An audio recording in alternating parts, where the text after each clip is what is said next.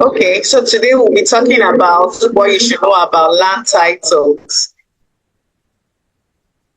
Um, the Nigerian 1978 Land Use Act entrusted all the urban lands to the governor of each state in Nigeria. So, in essence, what this means is that all land is vested in the state government. So, this means that irrespective of any land that you acquire, one way or the other, you will still have to get, some form of consent from the governor. So exactly. So what this means is that the state government owns all the land in Nigeria. So if you buy land today, it's not yours completely until you receive permission from the state government.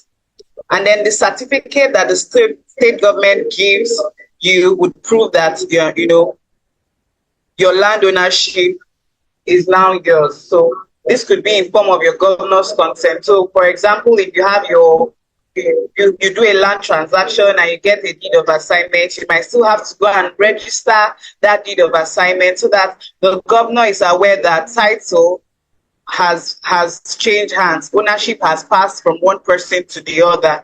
So this is what it means in essence. So today we'll be talking about land documents in Nigeria. First of all, what are land documents?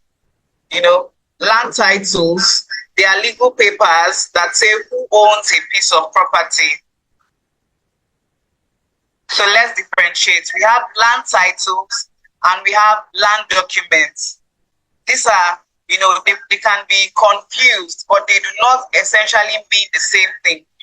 Land titles are the legal papers that say who owns a piece of property, while on the other hand, land documents are things like receipts, invoice, contract of sale, your survey, your deed of assignment, and the allocation you get after you buy land.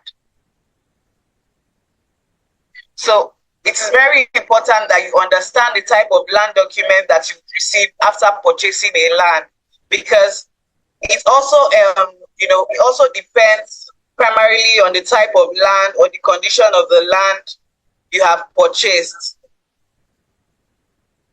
So let's discuss land titles.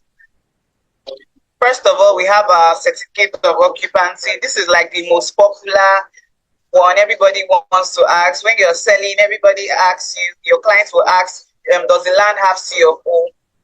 If it doesn't have C of O, that doesn't mean that the land is not genuine. That doesn't mean that the land is not, it cannot be sold. C of O is just an authorization of land from the state government. So before you get C of O, there are other documents that you must have or you should have before you get C of O that would also show genuineness of the land. Even if you want to get C of O, if you do not have all these other documents, you cannot obtain C of O. You do not have a deed of assignment. How would you get C of O? You do not have a valid purchase receipt to show that you actually purchased this land from somebody. All of those things before you now apply, say, I want C of O. Or you do not even have your governor's consent and you say, I want C of O. So all of this, they are processes to land titles. So C of O, popularly known as certificate of occupancy, is an authorized land document that the state government would issue to anyone, whether individual or organizations, to prove that they own ownership of the properties. So C of O is issued just once, and it is valid for 99 years, which is subject to renewal. So when, for example, I am a first settler or I am the first person to get the land and register my title and get C of O, now that C of O would be in my name for 99 years. If I sell, whatever remainder of years that I have used will now be transferred to the other person. Now what the buyer needs to do is to now go and ratify that C of O. So you cannot get more than one C of O for a particular land. All you can do is to ratify it to show that I am now the new owner of. What I'm transferring to you is 49 years. So after 49 years, it now means that you now have to go and renew it from the state government for another 99 years. So that's CFO. Secondly, we have excision. Excision, most of you might have heard of it. It's not so popular, but it's also a very important land document. What this means is that the government has approved that that land should be released to you. Maybe a land that is under global acquisition. Let me explain what global acquisition is. In land acquisition, we have two types. We have two types of acquisition. You have committed acquisition and global acquisition. Committed acquisition, this means that the government has a particular use for the land. That's why it is also very important that you do your land search before you purchase any land. So committed acquisition means that there is a specific purpose for that land. Perhaps the government wants to use that land for road, they want to use it for drainage, they want to use it for canals, they want to even use it to build an institution. So if you buy a land under committed acquisition, well, so sorry. But that's why you have to be sure, first of all, ensure that your prerequisite is, you fill in all the gaps, know the kind of land they are purchasing. Secondly, we have global acquisition. When a land is under global or non-committed acquisition, this means that, the land is free to be acquired by any person. And now when you buy a land under non-committed acquisition, you will now apply to the government for excision.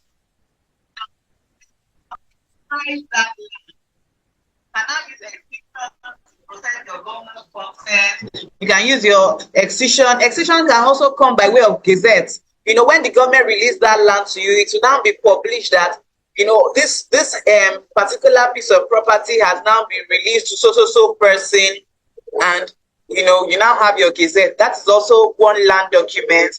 Or you can now get your governor's consent, whichever way. That's what excision means. Secondly, we have governor's consent. Just like the name implies, governor's consent, it means that the governor has consented to that particular land transaction. The purpose of this document is to confirm that the state government is aware that this particular land transaction has happened. So this is you buying a land, getting your deed of assignment, and taking your deed of assignment to the land registry to register it. Say, I have bought a land from so I want to register it so that the government is aware that that's what governor's consent. You can also use your governor's consent, like I said earlier, to apply for your certificate of occupancy, whichever way. Then we have gazette.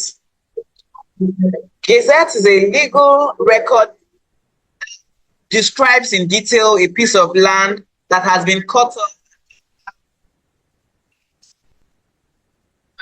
May have first settlers or customary landowners.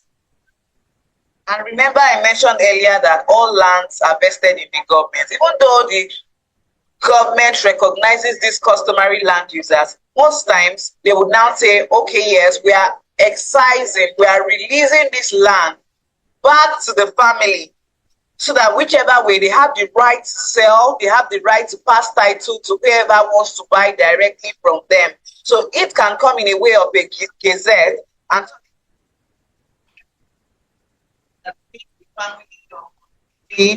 then the name of the community details. Sorry, it will just specify in details. And it's also good title.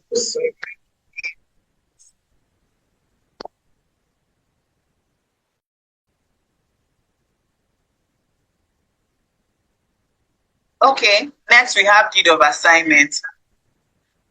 This is the most popular. You cannot buy any land without deed of assignment. Is the evidence that ownership of land has passed from one person to the other. So when you have a client and say, oh, does your land have C of O is not the ultimate. Do you have these basics?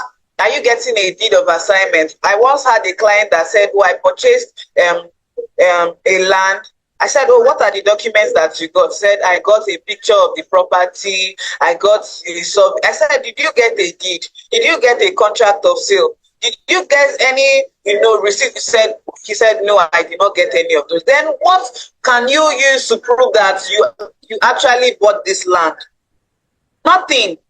So most times you have clients who are not aware. It's your duty as a realtor to educate them, to tell them that no, that is not the ultimate. What you need first of all is we are going to give you a receipt to show that money has passed from your hands to us. We are going to give you a deed of assignment to show that ownership is being transferred from us to you. We are going to give you a survey plan to describe where that property is, so that tomorrow you can go yourself and say, oh, I bought one land, I don't know where it is. Your survey will give you the exact coordinates of where your land is. And these are important documents that you need to educate your client that they would receive, and the importance of having these documents. So a deed of assignment transfers ownership of landed property from one person to the other, and it is usually between the seller, known as the assignor, to the buyer, known as the assignee.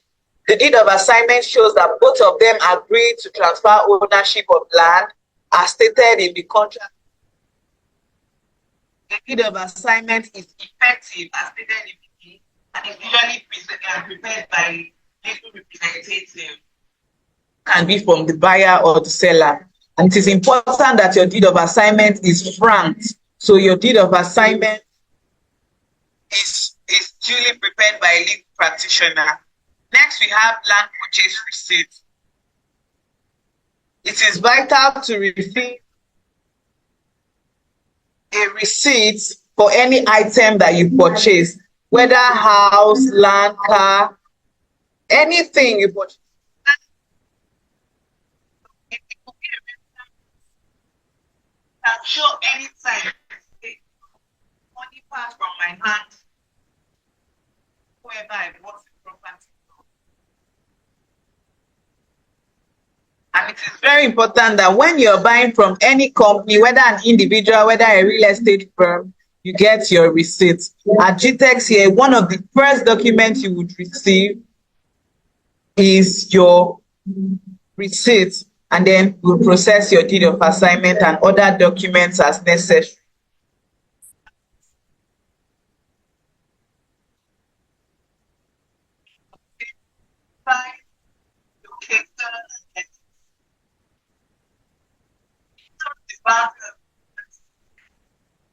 And it can be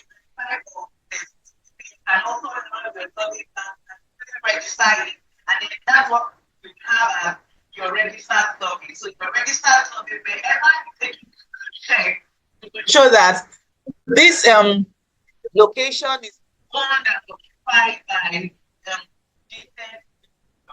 is owned and occupied by whoever is owner of the property. A survey plan also shows that the land is free from any government acquisition. So when you take a property, that is what you will first of all go and see whether that property is free from any government acquisition, whether it is committed or not. Then next we have our contract of sale. Contract, it's just outline the terms and conditions parties involved in a purchase, so that it will show that they are bounded by this agreement, and it is also an important document. It is admissible in court. If we have an agreement to purchase land and we say, oh, I want to purchase land, I would pay you on this. We can execute a contract of sale, and at the end of the day, we'll now execute a deed of assignment. So it is also then we have right of occupancy. Right of occupancy and certificate of occupancy, they are quite synonymous. They're quite synonymous. In some states, you get the ROO, popularly known as ROO. You get an ROO. This means that, you know, the government has also approved the release of that land to you. In Abuja, ROO is quite popular.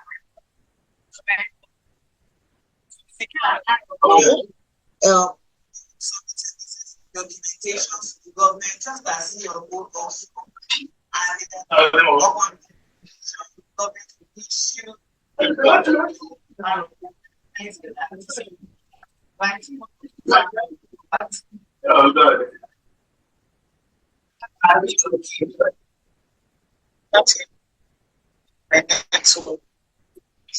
Yeah.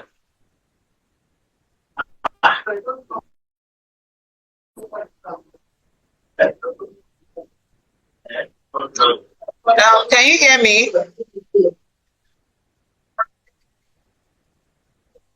We can hear you now. The voice is going off and on. Oh, sorry. Okay.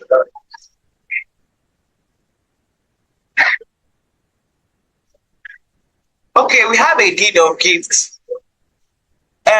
Deed of gift, you may have heard of it, you may not have heard of it, but it transfers ownership. No consideration passed, no money passed, and then you'll be given a duly executed deed of gift to show that I am giving you this land. So deed of gift does not happen by word of mouth. If a person is gifting you a land, a deed of gift to be prepared.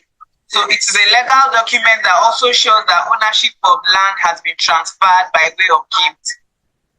Then we have a deed of mortgage. A deed of mortgage is a document that shows that ownership of land has transferred from the mortgagor to the mortgagee. What this means is that so I have a piece of land and I want to use that land to borrow money.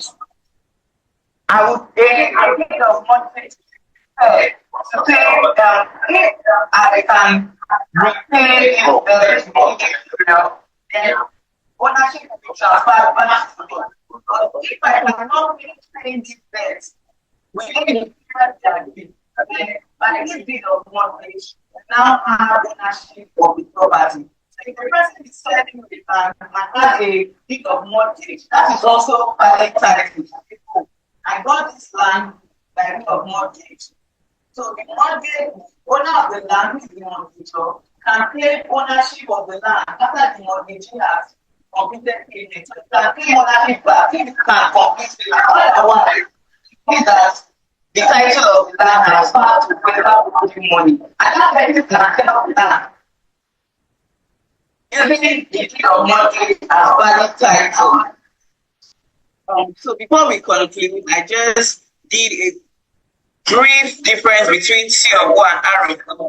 Perhaps you might have clients who would say, oh, what's the difference between CFO and ROO? You're selling me a land that has ROO. Why doesn't it have CFO and all of that? So like I said earlier, ROO in some might be issued in some states. And you can also use ROO to process a COO, whichever way.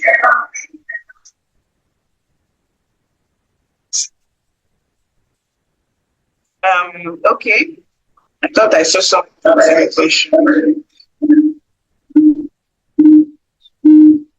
Okay, then COO, it holds great significance. It's like the final title you can get for a document. It is issued by the government and affirms legal ownership of the property. And acquiring COO, it's a very rigorous and expensive process. This is you applying to the government to say, I want a certificate, irrespective of all other considerations that has been furnished. And then you will now have a fee that would be that the government will require that you pay to get your seal.